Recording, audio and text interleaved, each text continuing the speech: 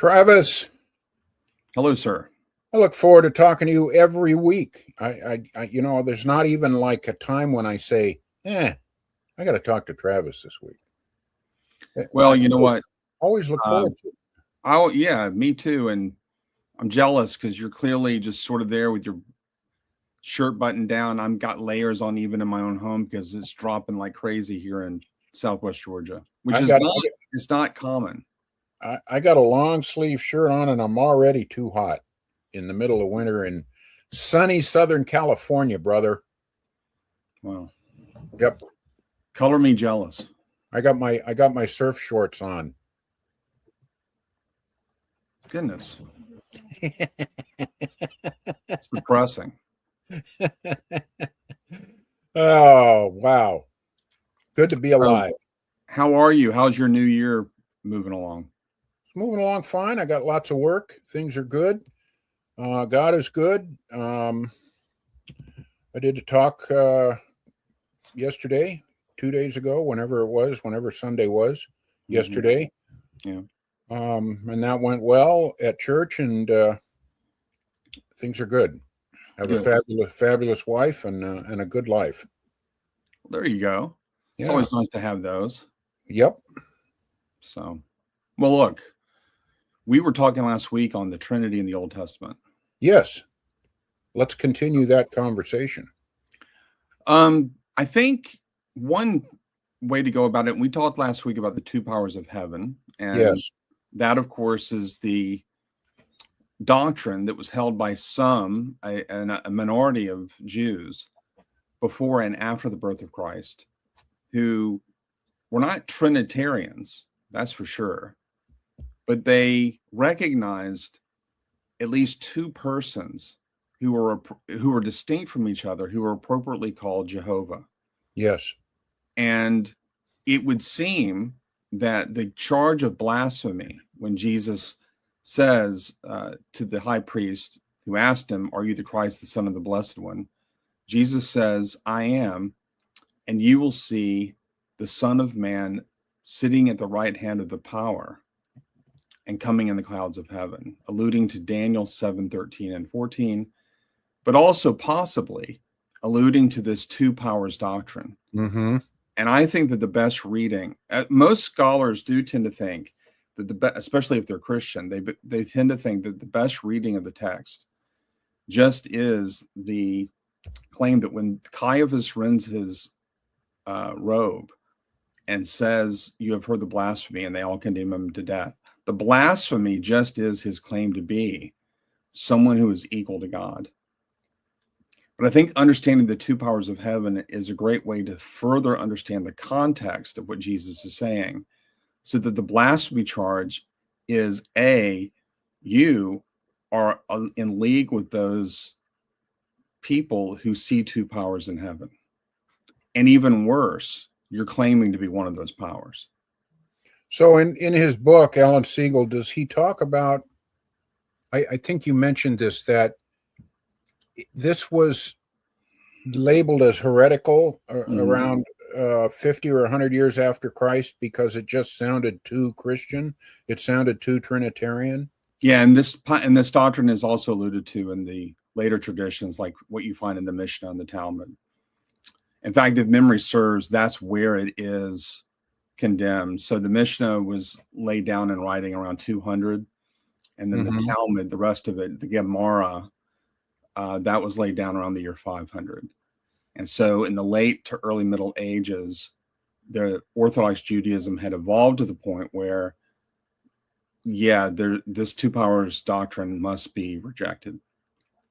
Do you feel like, this is one of those unanswerable questions, but do you think that practicing Jews should be a little more understanding of our position if they can recognize that there's something sort of kind of similar, or at least a precursor to the Trinity in their own history?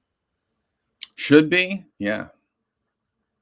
I mean, as you know, I think Jehovah's Witnesses should be far more sympathetic to what we're saying too, but I'm not holding my breath.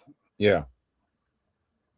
So, I think in our lesson today, I think that talking about the Messiah and whether the Old Testament predicts a divine Messiah would be a good call. And I want to focus on 3 texts. Well,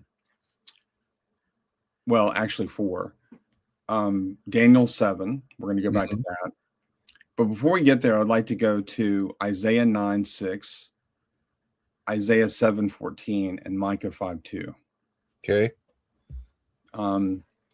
So do you want to do the honor of reading it, or would you like me to? Sure. Which one do you want to do first? Let's do Isaiah 9:6.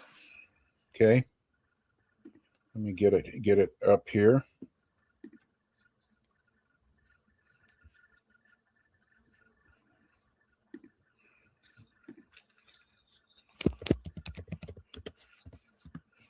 I have it if you want it. I have it. How far do you want me to read? Just read. We can just read verse 6. For to us a child is born, to us a son is given, and the government shall be upon his shoulder, and his name shall be called Wonderful Counselor, Mighty God, Everlasting Father, Prince of Peace. Very, very good. So there are controversial issues we're not going to get into today, but I do want to focus on that word El Gabor, which is translated mighty God in the text.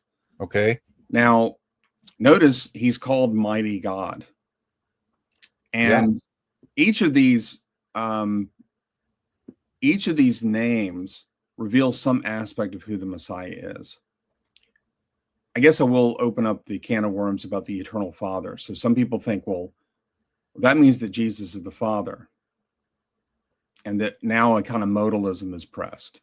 Mm-hmm.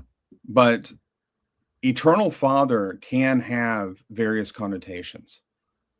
And so the point is not that Jesus is the Father, but that Jesus is related to us as an eternal Father.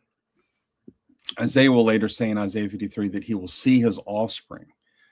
Not that Jesus actually has children, but that he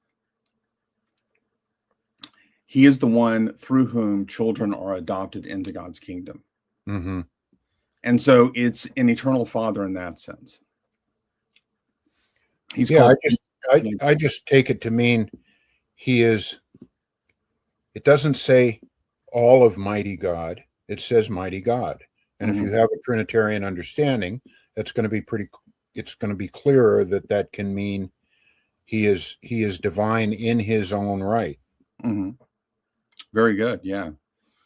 Now, critics will look at that and they'll say, well, look, I mean, that's just saying that he bears the name of God.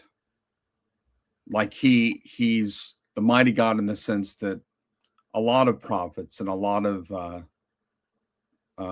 heroes of the Bible had God's name in them. Take the name Yeshua, and our Lord is named Yeshua in Hebrew.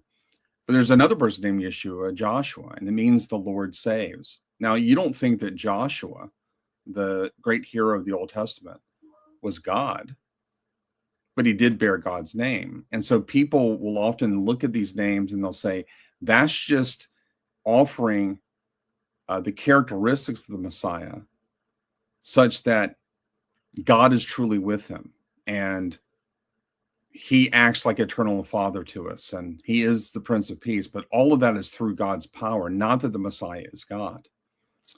But the problem with that interpretation is that the word mighty God, El Gabor, is only found 4 times in the Old Testament. All of them refer to Jehovah. They're only references to Jehovah. In fact, if you go in the very next chapter, this is chapter 10, and you go to verse 21, notice what it says. I'm going to start with verse 20.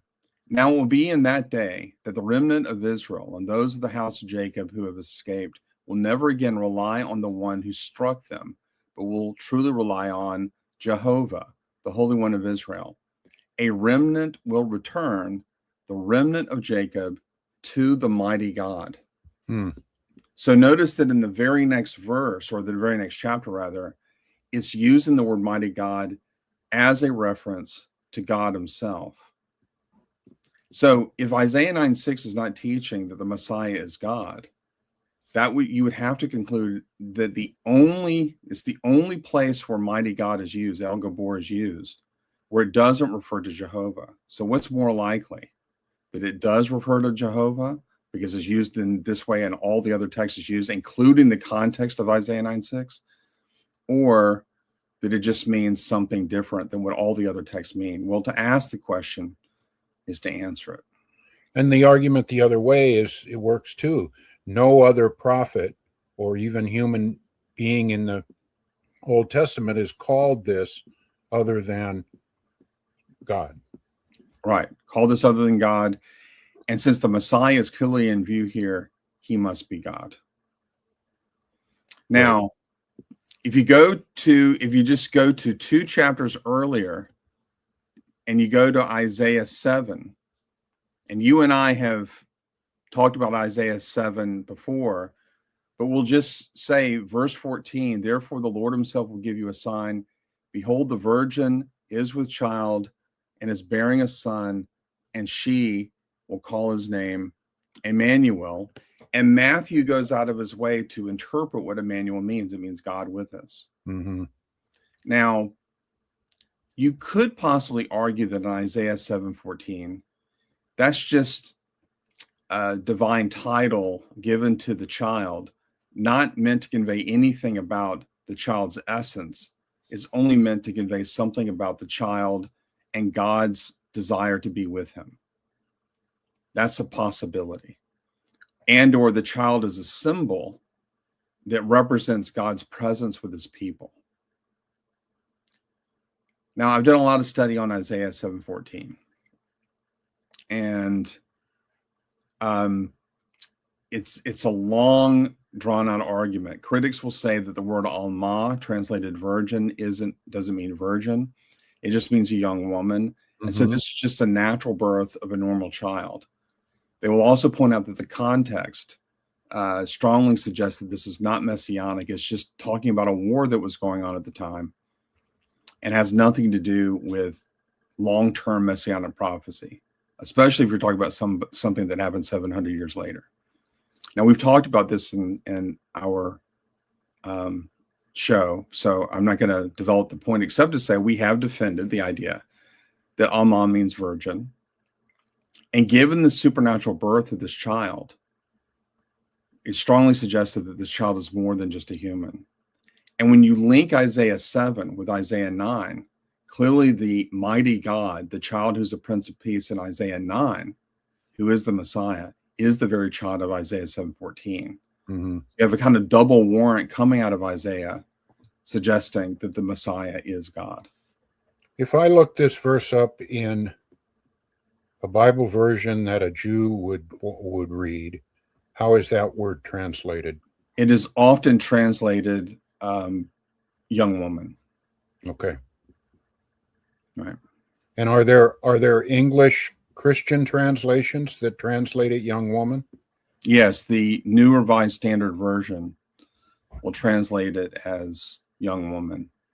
There was a big controversy that came up way back in the 1950s when the Revised Standard Version came out, and it was either the New Revised Standard Version or they were putting out a new edition of the Revised Standard Version.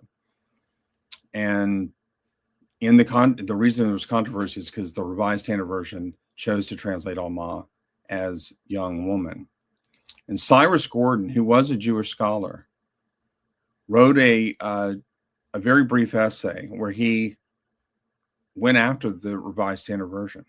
Really? Yeah, and he pointed out that we had Ugaritic texts even in his day, strongly suggesting that the Ugaritic equivalent of the word Alma in Hebrew is clearly used to refer to someone who's never had relations. And so this is the word that you would use for a young virgin. Mm-hmm. Now, this conclusion, as I pointed out before, in a book by Gentry Enrico, the mother of the reigning king, sorry, the mother of the infant king. And they do an exhaustive treatment of all the uses of Alma, not just in the Bible, but just in all cognate literature. And they conclude that that's the precise word that you would use if you want to talk about a young virgin. Now, there is another word for virgin called betula. The word betula means virgin. But that's a word that can refer to a person who's a virgin, whether they are young or old. So Joel 1:8 speaks of a betula who weeps for the husband of her youth. Now, I usually disagree with Rabbi Tobias Singer, but his argument is actually very strong here. He points out that this is not a misuse of the word betula. This is not an exception. This is not saying that betula means here it means a woman who has had sexual relations. Rather, it probably means an old maid who weeps or mourns over the husband of her youth. When she was a young girl, she got married, but before they could come together as husband and wife, he died. And Joel is speaking of the devastation that is in the land of Israel. Crops are not growing, war is upon us. And even now, here in Joel 1:8, we have this betula weeping for the husband of her youth. And I think that given the context, that's what the meaning of the word probably is. Okay.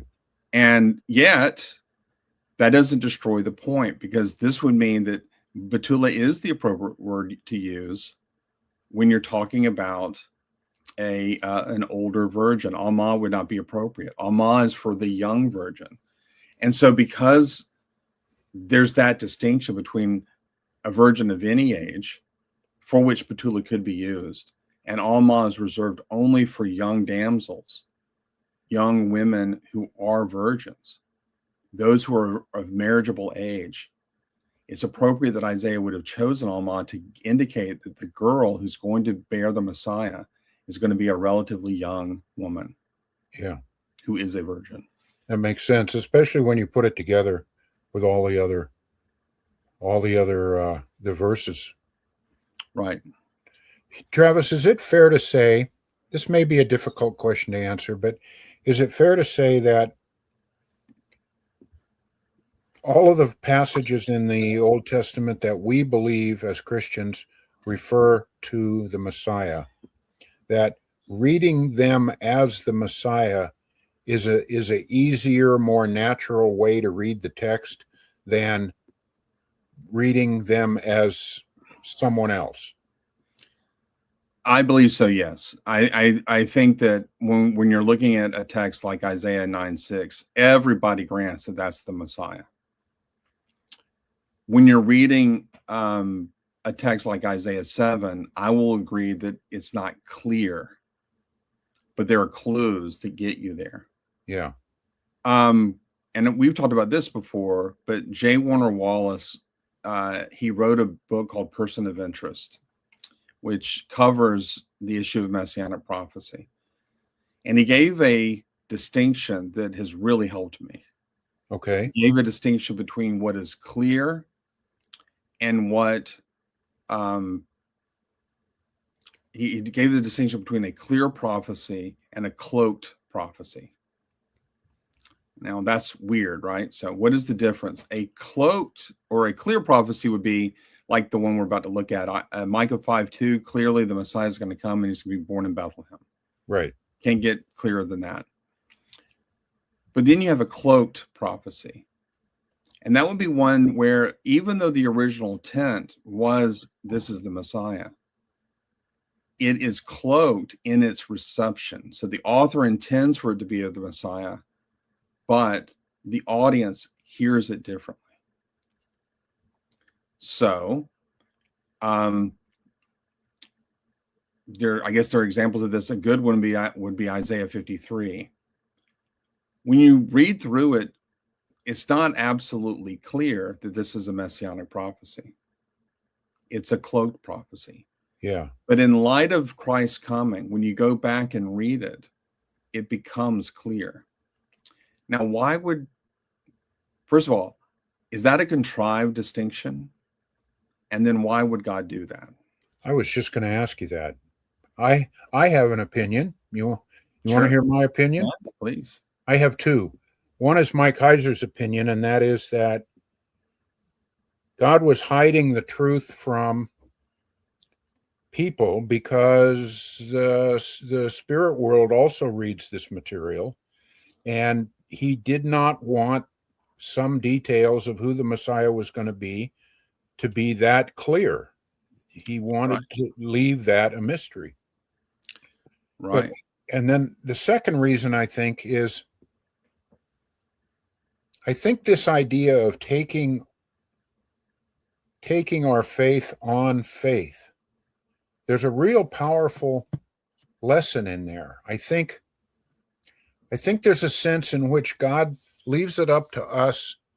Do we want this to be true? Whatever it is. In this case, Jesus being the Messiah. If we are open to it, we will explore it with an open mind, and then the pieces start to fall in place. But if he gave it to us, he could have changed a few words in some of those verses and just made it absolutely clear. He could have said, in this number of years, in this city, this guy, and he's going to be, 5 feet 10 inches. He could have made it as clear as possible, and he chose not to do that. And I think he doesn't want to make it that easy for us. He wants people to follow him who are willing to do the work and think about it and ponder it and pray about it and consider it and want it to be true to the extent that we'll do some work to find out if it's true. Yeah, I mean, it's the glory of the king to discover a matter. I forget the exact reference in Proverbs. Yeah.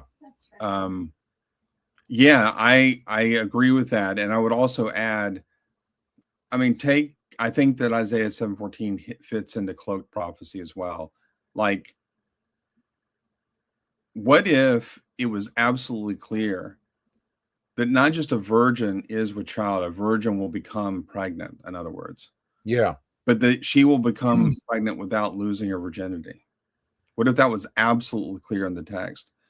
Well, then every time a woman got pregnant by accident, yeah, hey, I might be the one. I'm the one. Yeah. So, but if you have a cloaked prophecy, then when the real article comes, two things happen. First, you can't accuse Matthew of just making up the story in light of the prophecy. Yeah. If it's cloaked. And this is one of the things that I say to skeptics. I usually start with whether Jesus was born of a virgin and not whether he fulfilled prophecy. And I say, okay, let's say that Isaiah ripped the text out of context. What would have motivated him to do that? Well, because he already believed in the virgin birth. And so he came to conclude that the virgin birth happened, and then he went through the Old Testament to try to find a verse and found it. Now, I personally believe he didn't take it out of context, that he did interpret it correctly and all of that stuff. But if the skeptic is right and he just misinterpreted it, you can't say he was inspired by the prophecy to make up the story of the virgin birth. Can't do that. Yeah. Because he was scurrying to find the verse to fit the story. So where did the story come from? So that's how I would argue that. Now, this distinction between cloaked and clear, J. Warner Wallace is a detective, and he pointed out that there would often be, and what I'm giving is an illustration to show that this is not some contrived thing. We're just making up to save face. As a cold case detective, one of the things that you have to do is make sure that every little piece of evidence is collected. And when you're collecting it, it's not all clear. Right. The correct understanding or its significance isn't understood. And so he gives an anecdote of where he was part of a team and they were collecting the evidence. And one of the evidences that they collected was a button. They didn't know where the button went to, who it belonged to, anything, but it was a button. It was a button that was detached from a piece of clothing. But later, there was a person of interest. And when they went to his home and did an investigation, they noticed a jacket or a coat with a missing button. And all the other buttons on that coat matched the button that they found. Of course they did. Yeah. So that becomes now clear. And so cloaked prophecies are not just meant to convey, well, it's your subjective feeling as to how you get there. No, it's cloaked in the sense that the real, true meaning is not well understood by the original audience. But then it becomes clear in light of its fulfillment. Yeah. And you got to have both kinds of prophecies that Jesus is going to fulfill. If he's only fulfilling cloaked prophecy, you could say that they were just kind of reading into the prophecies or something. But if you only have clear prophecies, that's going to create more problems than the whole issue solves. So Micah 5:2 says the Messiah is going to be born in Bethlehem. And here's the text. Starting in verse 1, now muster yourselves in troops, daughter of troops. They have laid siege against us. With a rod they will strike the judge of Israel in the cheek. But as for you, Bethlehem Ephratah, too little to be among the clans of Judah, from you will come forth for me to be ruler in Israel. His goings forth are from everlasting, from the days, some people say ancient days, and some texts read from the days of eternity. That's what the New American Standard reads.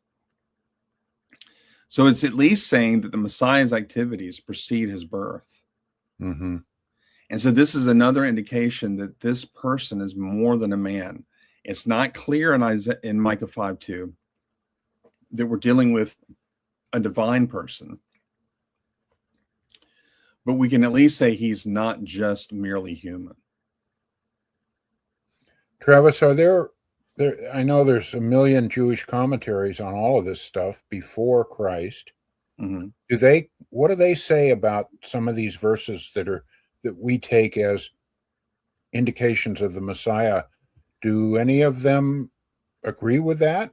How did they interpret this material? It's really difficult to be Jewish today and believe that the Messiah is going to actually physically be born in Bethlehem. That's kind of a tall order. And that was especially a problem all through the Middle Ages when very few Jews were in the Promised Land. So, yeah, that's a pickle. Many, some critical scholars, many scholars of different stripes will say that Bethlehem is not a literal reference. It's symbolic. It's just saying that the Messiah is going to be a descendant of David. See, but there's that same thing. Which is the more natural reading? Absolutely. In Bethlehem Ephratah is the other name for Bethlehem. There's more than one Bethlehem in the land of Israel. And so the very fact that he picks the specific Bethlehem, the city of David, as the place where the Messiah will come from, is a strong indication that Bethlehem is not just symbolic, but it's a reference. And by the way, I agree that it's symbolic. It's referring to the resurrection of the Davidic dynasty. Mm-hmm. But I, for the life of me, don't understand how it cannot also be literal. Right. Why can't it be both? Yeah, why can't it be both? And we at least have this much in our favor. Those of us who believe that Jesus is the Messiah and that he fulfilled these prophecies, we at least have the luxury of pointing out a very literal fulfillment. We don't have to do the symbolic dance to try to make it fit our version of what the Messiah is. Right. We can say our Messiah was born in Bethlehem. Well, there it is again. You know, the easiest understanding of the New Testament text is that the resurrection was a literal physical resurrection. You really have to twist the logic and the words to come up with just a spiritual resurrection. Absolutely. Yeah. And, Matthew does tell us that it was common knowledge in the days when Jesus was being born. It was just common knowledge that Messiah was going to be born in Bethlehem. They just knew. The wise men didn't know, which would mean that they didn't have access to the prophet Micah when they journeyed to Jerusalem, when they journeyed to Israel. So what's the most natural place to do? You just go to the capital. And there at the capital, they were told, oh, Bethlehem, which is just 5 miles away. So. This is great stuff, Travis. I really enjoy this. Thinking about the Trinity in the Old Testament, I've always thought that's a fascinating topic. And when you start looking, you just see these little clues all over the place. Yeah. Well, my friend, we must end, but I'll see you next week. Well, I hope so. Yes, sir. All right.